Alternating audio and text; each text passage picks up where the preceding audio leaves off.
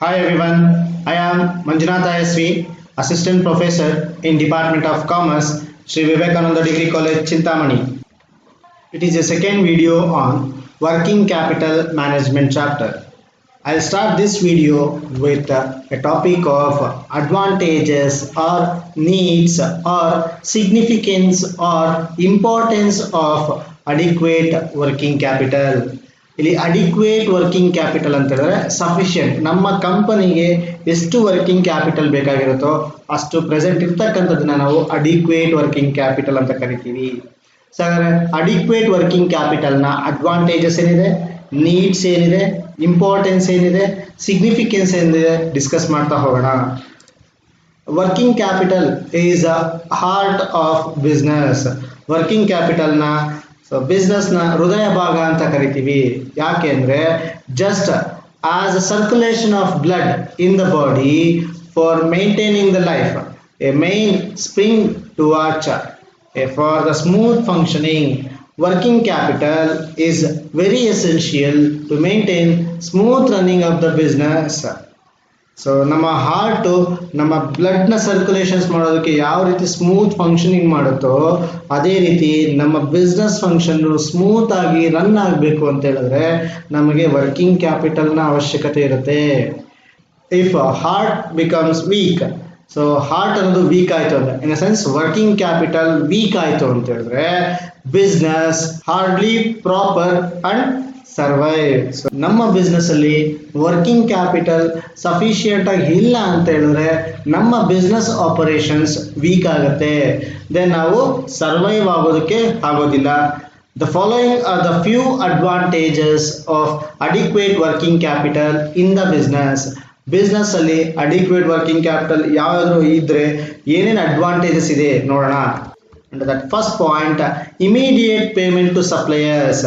Adequate working capital enables a company to pay its suppliers immediately. That ensures regular supply of raw materials and thereby continuous production. So ನಮ್ಮ supplier ಯಾರ್ಯಾರಿದ್ದಾರೆ ಅವರಿಗೆ ನಾವು pay ಮಾಡಬೇಕಾಗಿರ್ತಕ್ಕಂಥ right ಟೈಮಲ್ಲಿ pay ಮಾಡೋದಕ್ಕೆ adequate working capital ಇರಬೇಕಾಗಿರುತ್ತೆ. ಯಾವಾಗ ನಾವು right ಟೈಮಲ್ಲಿ pay ಮಾಡ್ತೀವೋ ಆಗ ನಮಗೆ ಸಪ್ಲೈ ಅನ್ನೋದು ಸ್ಟಾಪ್ ಆಗೋದಿಲ್ಲ, ನಮ್ಮ ಪ್ರೊಡಕ್ಷನ್ ಕಂಟಿನ್ಯೂಸ್ ಆಗಿರುತ್ತೆ. Second point, benefit cash discount. It helps the firm to avail of the cash discount facility offered by the suppliers for prompt payment. ನಾವು ರೈಟ್ ಟೈಮಲ್ಲಿ ನಮ್ಮ ಸಪ್ಲೈಯರ್ಗೆ ಪೇ ಮಾಡಬೇಕಾಗಿರ್ತಕ್ಕಂಥ ಅಮೌಂಟ್ನ ಪೇ ಮಾಡಿದ್ರೆ ನಮಗೆ ಕ್ಯಾಶ್ ಡಿಸ್ಕೌಂಟ್ ಕೊಡ್ತಕ್ಕಂಥ ಚಾನ್ಸಸ್ ಇರುತ್ತೆ. ಸಪೋಸ್ ನಾವು ಪೇ ಮಾಡಲಿಲ್ಲ ಅಂತ ಹೇಳಿದ್ರೆ ಕ್ಯಾಶ್ ಡಿಸ್ಕೌಂಟ್ ನಮಗೆ ಸಿಗೋದಿಲ್ಲ. ಸೊ ಹಾಗಾದ್ರೆ ಕ್ಯಾಶ್ ಡಿಸ್ಕೌಂಟ್ ಸಿಗಬೇಕು ಅಂದರೆ ರೈಟ್ ಟೈಮಲ್ಲಿ ಪೇ ಮಾಡಬೇಕು. ನಾವು ರೈಟ್ ಟೈಮಲ್ಲಿ ಪೇ ಮಾಡಬೇಕು ಅಂದರೆ ನಮ್ಮ ಹತ್ರ ಸಫಿಷಿಯಂಟ್ ವರ್ಕಿಂಗ್ ಕ್ಯಾಪಿಟಲ್ ಇರಬೇಕಾಗಿರುತ್ತೆ. Third point, increase in goodwill. Any company which is prompt in making payment can earn goodwill. ಯಾವ ಕಂಪನಿ ರೈಟ್ ಟೈಮಲ್ಲಿ ಅವರ ಪೇಮೆಂಟ್ ಏನೇನಿದೆಯೋ ಪೇಮೆಂಟ್ನ ಮಾಡ್ತಾರೋ ಅವರ ಕಂಪನಿಯ ಗುಡ್ ವಿಲ್ ಏನಾಗುತ್ತೆ, ಜಾಸ್ತಿ ಆಗುತ್ತೆ. Which is possible only through sufficient cash balance. ನಾವು ಪೇ ಮಾಡಬೇಕಾಗಿರ್ತಕ್ಕಂಥ ಮನಿ ರೈಟ್ ಟೈಮಲ್ಲಿ ಪೇ ಮಾಡಬೇಕು ಅಂದರೆ ಯಾವಾಗ ಪಾಸಿಬಿಲಿಟಿ ಇದೆ ಅಂತ ಹೇಳಿದ್ರೆ ನಮ್ಮ ಹತ್ರ ಪ್ರಾಪರ್ ಲಿಕ್ವಿಡಿಟಿ ಪೊಸಿಷನ್ ಅಂದರೆ ಕ್ಯಾಶ್ ಬ್ಯಾಲೆನ್ಸು ಇದ್ದಾಗ ನಾವು ಪೇ ಮಾಡ್ತೀವಿ. ಹಾಗಾದರೆ cash is A part of working capital. So cash ಅನ್ನೋದು ವರ್ಕಿಂಗ್ ಕ್ಯಾಪಿಟಲ್ನ ಒಂದು ಪಾರ್ಟ್, ಒಂದು ಕಾಂಪೊನೆಂಟು. ಇದಕ್ಕೋಸ್ಕರ ವರ್ಕಿಂಗ್ ಕ್ಯಾಪಿಟಲ್ನ ಮೇಂಟೈನ್ ಮಾಡಬೇಕಾಗತ್ತೆ. Seventh point, good bank relations. If a businessman is having a cash in bank in the form of current account deposits or fixed deposits, etc., the relation of businessman and the bank will be good and cordial. Further, with adequate working capital, a firm can pay interest on loans borrowed from the bank promptly. ಒಬ್ಬ business man ಯಾವಾಗ ಒಂದು ಬ್ಯಾಂಕಲ್ಲಿ sufficient ಕ್ಯಾಶ್ನ maintain ಮಾಡ್ತಾ ಬರ್ತಿರ್ತಾನೋ, ಅದು fixed deposit ಮಾಡೋದಾದ್ರೂ ಇರ್ಬೋದು ಅಥವಾ current account deposits ಅಲ್ಲಾದರೂ ಇರ್ಬೋದು, ಈ ತರ ಕಂಡೀಷನ್ಸ್ ಅಲ್ಲಿ ಬ್ಯಾಂಕರ್ ಮತ್ತೆ ಬಿಸ್ನೆಸ್ ಮ್ಯಾನ್ ನ ಬಿಟ್ವೀನ್ ಅಲ್ಲಿ ಒಳ್ಳೆ ರಿಲೇಶನ್ಶಿಪ್ ಅನ್ನೋದು ಇರುತ್ತೆ. ಈ ತರ ಕಂಡೀಷನ್ಸ್ ಅಲ್ಲಿ ಲೋನ್ಸ್ ನ ತಗೊಳ್ಬಹುದಾಗಿರುತ್ತೆ, ನಮ್ಮ ಬ್ಯಾಂಕರ್ ನ ಮುಖಾಂತರ ಲೋನ್ಸ್ ಅಡ್ವಾನ್ಸಸ್ ನ ತಗೊಳ್ಬಹುದಾಗಿರುತ್ತೆ. ದೆನ್ ಅದಕ್ಕೆ ರಿಲೇಟೆಡ್ ಆಗಿ ಇಂಟ್ರೆಸ್ಟ್ ನ ರೈಟ್ ಟೈಮ್ ಅಲ್ಲಿ ನಾವು ಪೇ ಮಾಡಬೇಕು ಅಂತ ಹೇಳಿದ್ರೆ we have to be maintain adequate working capital. ನೋಡಿ ಇಲ್ಲಿ ಎರಡು ತರ, ನಾವು ಇಂಟ್ರೆಸ್ಟ್ ನ ಪೇ ಮಾಡ್ಬೇಕಂದ್ರೂ ಅಡಿಕ್ವೇಟ್ ವರ್ಕಿಂಗ್ ಕ್ಯಾಪಿಟಲ್ ಇರಬೇಕು, ನಾವು ಒಂದು ಸಫಿಷಿಯಂಟ್ ಬ್ಯಾಲೆನ್ಸ್ ನ ನಮ್ಮ ಬ್ಯಾಂಕ್ ಅಲ್ಲಿ ಮೇಂಟೈನ್ ಮಾಡ್ಬೇಕಂದ್ರೂ ಸಹ ನಮಗೆ ಅಡಿಕ್ವೇಟ್ ವರ್ಕಿಂಗ್ ಕ್ಯಾಪಿಟಲ್ ಅವಶ್ಯಕತೆ ಬರುತ್ತೆ. 8th point, high moral. Adequate working capital creates an environment of security, confidence, high moral, and creates overall efficiency in a business, and also it improves the moral of the executives and employees of the firm. ಯಾವಾಗ ನಮ್ಮ ಹತ್ರ adequate working capital ಇದೆಯೋ ಆಗ ನಾವು security ಆಗಿ feel ಆಗ್ಬೋದು, ನಮ್ಮ activities ಅಲ್ಲಿ ಕಾನ್ಫಿಡೆನ್ಸ್ ನ ಇನ್ಕ್ರೀಸ್ ಮಾಡ್ಬೋದು. ಮಾರಲ್ ಅಂದ್ರೆ ಆತ್ಮಸ್ಥೈರ್ಯ, ಅದನ್ನ ನಾವು ಹೆಚ್ಚಿಸ್ಕೊಳ್ಬಹುದಾಗಿರುತ್ತೆ. ದೆನ್ ಇಟ್ ಆಲ್ಸೋ ಇಂಪ್ರೂವ್ಸ್, ಇದು ಏನ್ ಇಂಪ್ರೂವ್ ಮಾಡುತ್ತೆ, ಎಂಪ್ಲಾಯೀಸ್ ನ ಅಥವಾ ಎಕ್ಸಿಕ್ಯೂಟಿವ್ಸ್ ನ ಮಾರಲ್ ಸಹ ಇದು ಇಂಪ್ರೂವ್ ಮಾಡ್ತಾ ಬರುತ್ತೆ. 9th point, credit worthiness. An adequate working capital enhance the credit worthiness of the firm. So credit worthiness ಅಂತ ಹೇಳಿದ್ರೆ ಇಲ್ಲಿ ಫೈನಾನ್ಷಿಯಲ್ ಫೆಸಿಲಿಟೀಸ್ ನ ಅಥವಾ ಫೈನಾನ್ಷಿಯಲ್ ಕ್ರೆಡಿಟ್ಸ್ ನ ತಗೊಳ್ಳೋದಕ್ಕೆ ಸೂಟಬಲ್ ಪರ್ಸನ್ ಅಂತ ಹೇಳಿ. ಯಾವಾಗ ನಾವು ತಗೊಂಡಿರ್ತಕ್ಕಂಥ ಲೋನ್ ಅಮೌಂಟ್ಸ್ ಮೇಲೆ ರೈಟ್ ಟೈಮ್ ಅಲ್ಲಿ ನಾವು ಪೇ ಮಾಡಬೇಕಾಗಿರ್ತಕ್ಕಂಥ ಇಂಟ್ರೆಸ್ಟ್ ಮತ್ತೆ ಪ್ರಿನ್ಸಿಪಲ್ ಅಮೌಂಟ್ ಎರಡೂ ಸಹ ರಿಟರ್ನ್ ಮಾಡ್ತೀವೋ ಆಟೋಮೆಟಿಕಲಿ ನಮ್ಮ ಕ್ರೆಡಿಟ್ ವರ್ತಿನೆಸ್ ಜಾಸ್ತಿ ಆಗ್ತಾ ಹೋಗುತ್ತೆ. ಅಂದ್ರೆ ನಮ್ಮ ಕ್ರೆಡಿಟ್ ಫೆಸಿಲಿಟಿ ತಗೊಳ್ತಕ್ಕಂಥ ಕೆಪಾಸಿಟಿ ಇರೋದು ಜಾಸ್ತಿ ಆಗ್ತಾ ಹೋಗುತ್ತೆ. 10th one, research and innovation programs. No research is possible without the cash, and cash is a part of working capital. So cash ಇಲ್ದಿರ ನಾವು ರಿಸರ್ಚ್ ಆಕ್ಟಿವಿಟೀಸ್ ನ ಮಾಡೋದಕ್ಕಾಗೋದಿಲ್ಲ, ಕ್ಯಾಶ್ ಇಲ್ದಿರ ನಮ್ಮ ಬಿಸ್ನೆಸ್ ಅಲ್ಲಿ ಯಾವುದೇ ರೀತಿ ಆಕ್ಟಿವಿಟೀಸ್ ಮಾಡೋದಕ್ಕಾಗೋದಿಲ್ಲ. ಹಾಗಾದ್ರೆ ನಮಗೆ ಕ್ಯಾಶ್ ಅನ್ನೋದು ಕಂಪಲ್ಸರಿ ಬೇಕಾಗಿರ್ತಕ್ಕಂಥದ್ದು. ಸೊ ಹಾಗಾದ್ರೆ cash is A part of working capital, cash ಅನ್ನೋದು ವರ್ಕಿಂಗ್ ಕ್ಯಾಪಿಟಲ್ ನ ಪಾರ್ಟ್. ಹಾಗಾದ್ರೆ ವರ್ಕಿಂಗ್ ಕ್ಯಾಪಿಟಲ್ ಪ್ರಾಪರ್ ಆಗಿ ನಾವು ಮೇಂಟೈನ್ ಮಾಡಿದೀವಿ ಅಂತ ಹೇಳಿದ್ರೆ ನಾವು ರಿಸರ್ಚ್ ಅಂಡ್ ಇನೋವೇಷನ್ ಪ್ರೋಗ್ರಾಮ್ಸ್ ನ ಕಂಡಕ್ಟ್ ಮಾಡಬಹುದು ಮತ್ತೆ ಅಂಡರ್ಟೇಕನ್ನು ಸಹ ಮಾಡಬಹುದು. Next 11th one, economy in. A businessman with adequate working capital can enjoy the economy in purchases by purchasing raw materials when its prices are low in the market. So market ಅಲ್ಲಿ raw material ನ price ಯಾವಾಗ ಕಡಿಮೆ ಇರುತ್ತೋ ಆಗ ನಾವು material ನ purchase ಮಾಡೋದಕ್ಕೆ ನಮ್ಮ ವರ್ಕಿಂಗ್ ಕ್ಯಾಪಿಟಲ್ ಹೆಲ್ಪ್ ಮಾಡುತ್ತೆ. ಯಾಕೆ ಅಂತ ಹೇಳಿದ್ರೆ ವರ್ಕಿಂಗ್ ಕ್ಯಾಪಿಟಲ್ ಸಫಿಷಿಯಂಟ್ ಆಗಿತ್ತು ಅನ್ಕೊಳ್ಳಿ, ಯಾವಾಗ ಬೇಕಾಗುತ್ತೋ ನಾವು ಅವಾಗ ರಾ ಮೆಟೀರಿಯಲ್ ನ ಪರ್ಚೇಸ್ ಮಾಡ್ಬೋದು. ಸೊ ಯಾವಾಗ ರಾ ಮೆಟೀರಿಯಲ್ ನ ಪ್ರೈಸ್ ಕಡಿಮೆ ಇರುತ್ತೋ ಆಗ ನಾವು ಪರ್ಚೇಸ್ ಮಾಡಿದ್ರೆ ಎಕನಾಮಿಕಲ್ ಆಗಿರುತ್ತೆ ನಮ್ಮ ಪರ್ಚೇಸಸ್ ಕಾಸ್ಟ್. ನಾವು ಎಕನಾಮಿಕಲ್ ಆಗಿ ನಾವು ಪರ್ಚೇಸ್ ಮಾಡಬೇಕು ಅಂದ್ರೆ ನಮ್ಮ ಹತ್ರ ಅಡಿಕ್ವೇಟ್ ವರ್ಕಿಂಗ್ ಕ್ಯಾಪಿಟಲ್ ಯಾವಾಗಲೂ ಸಹ ಕಂಪನಿಲಿ ಇರಬೇಕಾಗಿರುತ್ತೆ. 12th one, regular payment of business expenses. Business expense ಅಂತ ಹೇಳಿದ್ರೆ ನೋಡಿ ಇಲ್ಲಿ ಸ್ಯಾಲರೀಸ್ ಇರಬಹುದು, ವೇಜಸ್ ಇರಬಹುದು, any other direct or indirect expenses right time ಅಲ್ಲಿ ನಾವು ಪೇ ಮಾಡಬೇಕು ಅಂತ ಹೇಳಿದ್ರೆ ನಮ್ಮ ಹತ್ರ ಪ್ರಾಪರ್ ವರ್ಕಿಂಗ್ ಕ್ಯಾಪಿಟಲ್ ಅಥವಾ ಅಡಿಕ್ವೇಟ್ ವರ್ಕಿಂಗ್ ಕ್ಯಾಪಿಟಲ್ ಇರಬೇಕಾಗಿರುತ್ತೆ. 13th one, favorable credit terms. Any companies which possess adequate working capital can extend favorable credit terms to its customers. ಯಾವ ಕಂಪನಿ ಪ್ರಾಪರ್ ಅಥವಾ ಅಡಿಕ್ವೇಟ್ ವರ್ಕಿಂಗ್ ಕ್ಯಾಪಿಟಲ್ ನ ಹೊಂದಿರುತ್ತೋ ಆ ತರ company ಅವರ ಕಸ್ಟಮರ್ಸ್ಗೆ credit facilities ನ ಕೊಡಬಹುದಾಗಿರುತ್ತೆ. ಮತ್ತೆ ಇಲ್ಲಿಲ್ಲ ಅಂತ ಹೇಳಿದ್ರೆ ಕ್ರೆಡಿಟ್ ಫೆಸಿಲಿಟಿ ಟರ್ಮ್ಸ್ ನ ಎಕ್ಸ್ಟೆಂಡ್ ಸಹ ಮಾಡಬಹುದಾಗಿರುತ್ತೆ. 14th point, quick and regular return to investors. Every investors want to quick and regular return on investment. ಪ್ರತಿಯೊಬ್ಬ ಪರ್ಸನ್ ಸಹ ಅಷ್ಟೇ ಅವ್ರು ಏನ್ ಇನ್ವೆಸ್ಟ್ ಮಾಡಿದ್ದಾರೆ ಅದಕ್ಕೆ ರಿಲೇಟೆಡ್ ಆಗಿ ರಿಟರ್ನ್ಸ್ ನ ಎಕ್ಸ್ಪೆಕ್ಟ್ ಮಾಡೇ ಮಾಡ್ತಾರೆ. Sufficient working capital enables a concern to pay quick and regular dividends to its investors as there may not be much pressure to plug back profits. So sufficient working capital ಇದೆ ಅಂತ ಹೇಳಿದ್ರೆ ನಾವು ಕೊಡಬೇಕಾಗಿರ್ತಕ್ಕಂಥ ಡಿವಿಡೆಂಡ್ನ right ಟೈಮಲ್ಲಿ ನಮ್ಮ ಇನ್ವೆಸ್ಟರ್ಸ್ಗೆ ಕೊಡಬಹುದಾಗಿರುತ್ತೆ. ಯಾವುದರ ಬದಲಾಗಿ ಅಂತ ಹೇಳಿದ್ರೆ ನಾವು ರಿಟೈನ್ ಮಾಡೋದರ ಬದಲಾಗಿ ಡಿವಿಡೆಂಡ್ಸ್ನ ಡಿಕ್ಲೇರ್ ಮಾಡ್ಬೋದು when we are having A adequate working capital. If the company is not having a working capital, then the dividend amount should be kept in company itself for the purpose of future activity. So working capital idre ನಾವು dividend na declare ಮಾಡಬಹುದಾಗಿರುತ್ತೆ. So these are the advantages, needs, importance or significance of adequate working capital. Adequate working capital idre ಏನೇನು advantages ಇದೆ, ಏನೇನು significance ಇದೆ, needs ಏನಿದೆ ಎಲ್ಲನೂ ಸಹ discuss ಮಾಡ್ತಾ ಬಂದಿದ್ದೀವಿ.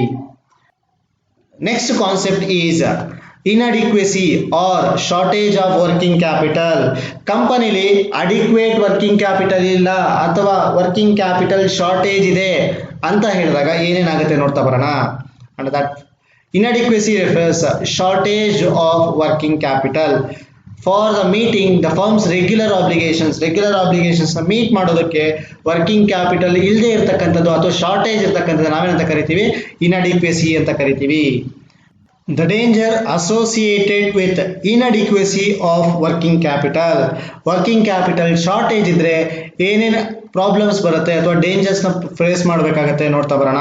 Under that first point, the cash discounts are lost if the company suffers from inadequacy of working capital as the firm cannot pay the payments promptly. ಹೇಗೆ ಅಂದರೆ ನಾವು ಪೇ ಮಾಡಬೇಕಾಗಿರ್ತಕ್ಕಂಥ ಕ್ರೆಡಿಟ್ ಬ್ಯಾಲೆನ್ಸ್ನ ರೈಟ್ ಟೈಮಲ್ಲಿ ನಮ್ಮ ಸಪ್ಲೈಯರ್ಗೆ ನಾವು ಪೇ ಮಾಡಿದ್ರೆ ನಮಗೆ ಕ್ಯಾಶ್ ಡಿಸ್ಕೌಂಟ್ ಸಿಗುತ್ತೆ. So ನಮ್ಮ ಹತ್ರ ಯಾವಾಗ ವರ್ಕಿಂಗ್ ಕ್ಯಾಪಿಟಲ್ ಪ್ರಾಪರ್ ಆಗಿ ಅಥವಾ ಅಡಿಕ್ವೇಟ್ ಅಮೌಂಟ್ ಇಲ್ವೋ ನಾವೇನು ಮಾಡ್ತೀವಿ, ರೈಟ್ ಟೈಮಲ್ಲಿ ನಮ್ಮ ಸಪ್ಲೈಯರ್ಗೆ ಪೇಮೆಂಟ್ ಮಾಡೋದಿಲ್ಲ. ಇದರ ಮುಖಾಂತರ ನಮಗೆ ಬರ್ತಿರ್ತಕ್ಕಂಥ ಕ್ಯಾಶ್ ಡಿಸ್ಕೌಂಟ್ ಅನ್ನೋದು ಲಾಸ್ ಆಗುತ್ತೆ. ಅದಕ್ಕೆ ಇಲ್ಲಿ ಹೇಳ್ತಿರ್ತಕ್ಕಂಥದ್ದು ನೋ ಕ್ಯಾಶ್ ಡಿಸ್ಕೌಂಟ್. ಯಾವಾಗ ಅಂದರೆ ರೈಟ್ ಟೈಮಲ್ಲಿ ನಮ್ಮ ಸಪ್ಲೈಯರ್ಗೆ ಪೇ ಮಾಡಲಿಲ್ಲ ಅಂತ ಹೇಳಿದಾಗ ನಾವು ಇಲ್ಲಿ ಈ ಪಾಯಿಂಟ್ನ ಲಾಸ್ ಆಗ್ತೀವಿ ಅಥವಾ ಈ ಡೇಂಜರ್ನ ಫೇಸ್ ಮಾಡ್ತೀವಿ.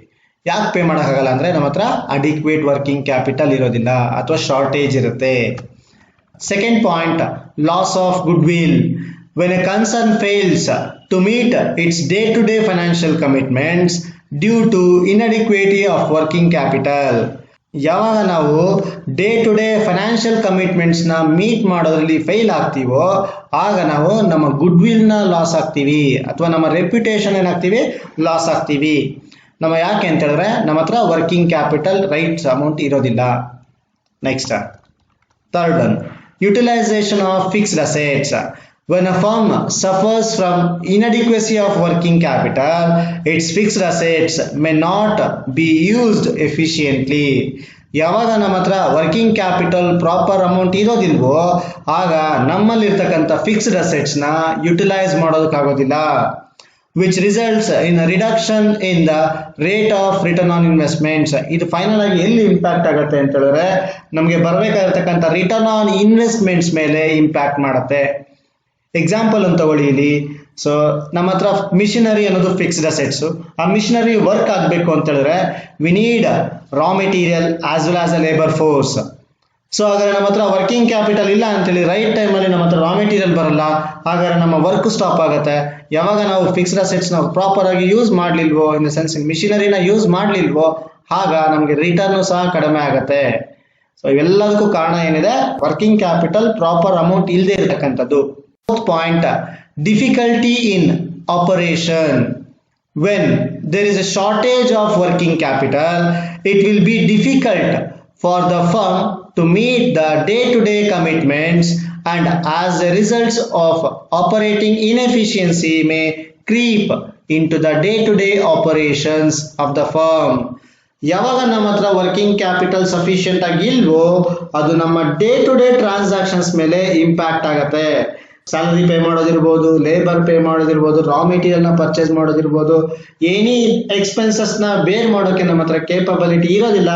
ಆಗ ನಮ್ಮ ಆಪರೇಷನ್ಸು ಸ್ಟಾಪ್ ಆಗ್ತಕ್ಕಂಥ ಚಾನ್ಸಸ್ ಇರುತ್ತೆ, ಅಥವಾ ಆಪರೇಷನ್ಸು ಸ್ಲೋ ಆಗಿ ನಡೆಯುವಂಥ ಚಾನ್ಸಸ್ ಸಹ ಕಡಿಮೆ ಇರುತ್ತೆ. Fifth one, interruption in production ಅಲ್ಲಿ ತೊಂದರೆ ಆಗುವಂಥದ್ದು. Shortage of working capital interrupts the production process production ಪ್ರೊಸೆಸ್ನ ಇಂಟರಪ್ಟ್ ಮಾಡುತ್ತೆ ಅಥವಾ ಅಲ್ಲಿ ಸ್ಟಾಪ್ ಮಾಡುವಂಥ ಚಾನ್ಸಸ್ ಇರುತ್ತೆ. ಯಾವಾಗ when we are not having sufficient working capital. ಯಾಕೆ ಅಂತ ಹೇಳಿದ್ರೆ ನಮಗೆ ಲೇಬರ್ ಫೋರ್ಸ್ ಬೇಕು, ಮೆಟೀರಿಯಲ್ ಬೇಕು, ಮಿಷಿನ್ ಬೇಕು. ಸೊ ಮೆಟೀರಿಯಲ್ ರೈಟ್ ಟೈಮಲ್ಲಿ ಪರ್ಚೇಸ್ ಮಾಡ್ಬೇಕಂದ್ರೂ ವರ್ಕಿಂಗ್ ಕ್ಯಾಪಿಟಲ್ ಬೇಕು, ಲೇಬರ್ ಫೋರ್ಸ್ಗೆ ವೇಜಸ್ನ ಪೇ ಮಾಡ್ಬೇಕಂದ್ರೂ ನಮಗೆ ವರ್ಕಿಂಗ್ ಕ್ಯಾಪಿಟಲ್ ಬೇಕು. ಯಾವಾಗ ವರ್ಕಿಂಗ್ ಕ್ಯಾಪಿಟಲ್ ಶಾರ್ಟೇಜ್ ಆಯಿತೋ ಇವೆರಡಕ್ಕೂ ಸಹ ಪ್ರಾಬ್ಲಮ್ ಆಗುತ್ತೆ. ಇವೆರಡು ಯಾವಾಗ ಪ್ರಾಬ್ಲಮ್ ಆಯಿತೋ ನಮ್ಮ ಪ್ರೊಡಕ್ಷನ್ ಇಂಟ್ರಪ್ಷನ್ ಆಗ್ತಕ್ಕಂಥ ಚಾನ್ಸಸ್ ಇರುತ್ತೆ. 6th point, stagnation in the growth. Inadequate working capital makes it difficult for the firm to undertake profitable activity, which will result in the stagnation in the growth of the firm. ನಮ್ಮ ಹತ್ರ ಯಾವಾಗ adequate working capital ಇರೋದಿಲ್ವೋ future ಪ್ರಾಜೆಕ್ಟ್ಸ್ನ ಅಥವಾ profitable ಪ್ರಾಜೆಕ್ಟ್ಸ್ನ undertaken ಮಾಡೋದಕ್ಕೆ ನಮ್ಮ ಹತ್ರ ability ಇರೋದಿಲ್ಲ.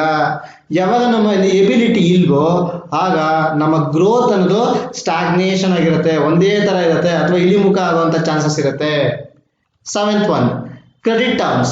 The firm may not be able to enjoy the attractive credit terms due to shortage of capital from the suppliers and creditors. ಯಾವಾಗ ನಮ್ಮ ಹತ್ರ ವರ್ಕಿಂಗ್ ಕ್ಯಾಪಿಟಲ್ ಪ್ರಾಪರ್ ಆಗಿ ಇಲ್ವೋ ಆಗ ಯಾವ ಸಪ್ಲೈಯರು ಸಹ ನಮಗೆ ಸಾಲ ಕೊಡೋದಕ್ಕೆ ಮುಂದೆ ಬರೋದಿಲ್ಲ. ಯಾಕೆ ಅಂದರೆ ನಾವು ರೈಟ್ ಟೈಮಲ್ಲಿ ಪೇ ಮಾಡೋದಿಲ್ಲ ಅಂತ ಗೊತ್ತಾಗುತ್ತೆ ಅವ್ರಿಗೆ. ಯಾವಾಗ ನಾವು ರೈಟ್ ಟೈಮಲ್ಲಿ ಪೇ ಮಾಡೋದಿಲ್ವೋ ಯಾವ ಕ್ರೆಡಿಟರು ಅಥವಾ ಯಾವ ಸಪ್ಲೈಯರು ಸಹ ನಮಗೆ ರಾ ಮೆಟೀರಿಯಲ್ನ ಸಪ್ಲೈ ಮಾಡೋದಕ್ಕೆ ಕ್ರೆಡಿಟ್ ಬೇಸಿಸ್ ಮೇಲೆ ಮುಂದೆ ಬರೋದಿಲ್ಲ. ಸೊ ಕ್ರೆಡಿಟ್ ಟರ್ಮ್ಸ್ ನಾವು ಕಳ್ಕೊಳ್ತೀವಿ. 8th one, inefficient day-to-day management. Due to scarcity of funds, the firm may not be able to meet its day-to-day commitments. ನಾವು day-to-day activities-ನ ನಾವು ಪೇ ಮಾಡೋದಕ್ಕೆ ಅಥವಾ ಅದನ್ನು ಮೀಟ್ ಮಾಡೋಕ್ಕೂ ಸಹ ನಮ್ಮಲ್ಲಿ ಎಬಿಲಿಟಿ ಇರೋದಿಲ್ಲ when we are not having sufficient working capital. Next one, 9th one, scarcity of funds. It results in low liquidity, which definitely threatens solvency of the firm.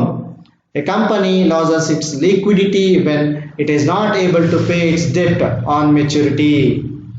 So ನಮ್ಮ ಕಂಪನಿಲಿ fund shortage ಬಂದಾಗ ನಾವು pay ಮಾಡಬೇಕಾಗಿರ್ತಕ್ಕಂಥ ಲಯಬಿಲಿಟಿನ ನಾವು pay ಮಾಡೋದಕ್ಕೆ chances ಇರದಿರತಕ್ಕಂಥ chances ಇರುತ್ತೆ. ಆಗ ನಮ್ಮ liquidity position ಮತ್ತು ನಮ್ಮ ಸಾಲ್ವೆನ್ಸಿ ಪೊಸಿಷನ್ನು ನಾವು ಕಳ್ಕೊಳ್ತಕ್ಕಂಥ ಚಾನ್ಸಸ್ ಇರುತ್ತೆ. 10th one, the modernization of equipments and even route repairs and maintenance may be difficult to administer due to scarcity of working capital. ಯಾವಾಗ ನಾವು ವರ್ಕಿಂಗ್ ಕ್ಯಾಪಿಟಲ್ ಶಾರ್ಟೇಜ್ ಇದೆಯೋ ನಾವು modern ಎಕ್ವಿಪ್ಮೆಂಟ್ನ purchase ಮಾಡೋಕ್ಕಾಗಲ್ಲ, ನಮ್ಮಲ್ಲಿರ್ತಕ್ಕಂಥ ಮಿಷನರೀಸ್ನ proper ಟೈಮಲ್ಲಿ repair ಮಾಡ್ಸೋಕ್ಕಾಗಲ್ಲ, ಅದನ್ನು maintain ಮಾಡೋಕ್ಕಾಗಲ್ಲ. ಇವೆಲ್ಲ ಡಿಫಿಕಲ್ಟೀಸು ಸಹ ನಮಗೆ ರೈಸ್ ಆಗ್ತಾ ಹೋಗುತ್ತೆ. 11th one, a company will not be able to pay its dividend. So ಇದನ್ನ ಆಲ್ರೆಡಿ ಡಿಸ್ಕಸ್ ಮಾಡಿದೀವಿ. ಡಿವಿಡೆಂಡ್ನ ಪೇ ಮಾಡಬೇಕು ಅಂದರೆ ವರ್ಕಿಂಗ್ ಕ್ಯಾಪಿಟಲ್ ಸಫಿಷಿಯೆಂಟ್ ಇರಬೇಕು ಅಂತ ನೋಡಿದ್ವಿ.